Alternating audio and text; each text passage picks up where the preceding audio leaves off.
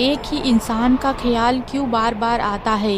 जितनी बार मैं इस पर वीडियो डालती हूँ आप लोगों के नए सवाल सामने आ जाते हैं। इसका कारण यही हो सकता है कि हर किसी का ब्रेकअप यानी अलगाव अलग अलग कारणों से होता है और जरूरी नहीं है कि हर कोई व्यक्ति उस इंसान से दोबारा फिर कभी मिला हो। कई लोग इस परेशानी से इतने घिरे हुए हैं कि वह अपनी जिंदगी में उसी मोड़ पर आकर रुक गए हैं जहां पर उनका ब्रेकअप हुआ था, फिर चाहे वो सालों पहले ही क्यों ना हुआ हो या कुछ महीने पहले।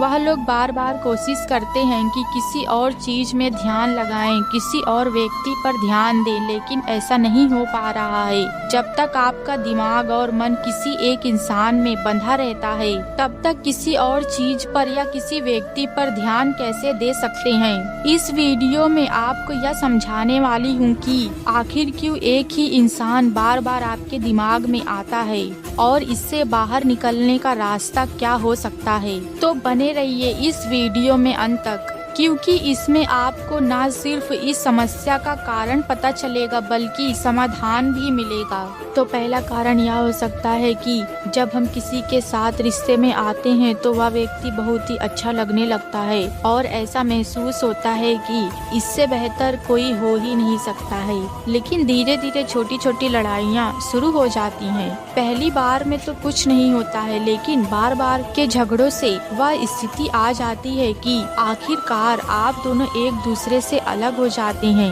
अब समस्या यह होती है कि आपने कभी इसकी उम्मीद नहीं की थी और फिर हो सकता है कि झगड़ों के बाद उस व्यक्ति ने आपको छोड़ दिया हो या फिर आपसे दूरी बना ली हो और आप ये सब सहन नहीं कर पा रहे हो। आपके अंदर का इमोशन जो आपने कभी सही तरीके से व्यक्त नहीं किया वो आपको परेशान कर रहा है। आपको उस व्यक्ति से कभी ये कहने का मौका नहीं मिला कि आप अभी तक उससे कितना प्यार करते हैं और वो इंसान आपके साथ ऐसा कैसे कर सकता है। इस स्थिति में जब आपकी भावनाएं अधूरी रह जाती हैं तब आपकी एनर्जी भी असंतुलित हो जाती है। आप बार बार उसी व्यक्ति के बारे में सोचते रहते हैं क्योंकि आपको यह महसूस होता है कि आपसे बहुत कुछ अनकहा रह गया है। आपके मन में अभी भी बहुत कुछ बोलने को है लेकिन वह व्यक्ति सुनने को मौजूद नहीं है। इसीलिए आप अपने इमोशन को आंसुओं के जरिए बाहर निकालते हैं और यही कारण है कि वह व्यक्ति बार बार आपके दिमाग में घूमता रहता है। मैंने अक्सर कहा है कि अगर छोटी मोटी लड़ाइयाँ हो तो उसे बात करके सुलझाने की कोशिश करनी चाहिए, पर कई लोग यह कहते हैं कि हम जब उनसे बात करने की कोशिश करते हैं तो वो लोग हमें फिर से ब्लॉक कर देते हैं। ऐसी स्थिति में आपको अपनी सेल्फ रिस्पेक्ट के बारे में सोचना होगा। जो लोग आपको बार बार ब्लॉक करते हैं उनसे बार बार संपर्क करने की जरूरत नहीं है। अब जो सबसे जरूरी है वह यह है कि आप अपने इमोशंस पर काम करें। मेडिटेशन एकमात्र तरीका है जिससे आप इस एनर्जी से बाहर निकल सकते हैं। धीरे धीरे ही सही, लेकिन आप अंदर से मजबूत बन जाएंगे। दूसरा कारण यह हो सकता है कि आप उस व्यक्ति से बहुत ज्यादा अटैच हो गए थे। जब हम किसी से बहुत ज्यादा गहराई से जुड़े होते हैं और यह महसूस करते हैं कि वह व्यक्ति कभी हमें छोड़कर नहीं जा सकता है, तब ब्रेकअप के बाद हमारा सबकॉन्शियस माइंड उस स्थिति को स्वीकार नहीं कर पाता है।